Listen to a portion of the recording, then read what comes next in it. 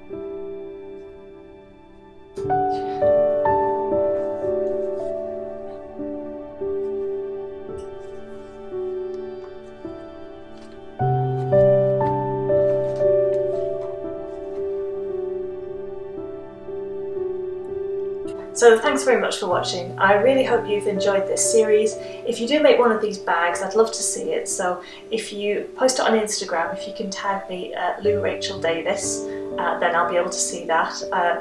So I really look forward to seeing what you make. So on this channel I post a mix of creative content, some of it's sewing, some of it's art, some of it's making, but it's all about being creative and living a creative life, doing things with your hands. And I really hope that if you like that kind of stuff, then you'll subscribe, and I look forward to seeing you in the next one. Thanks, bye!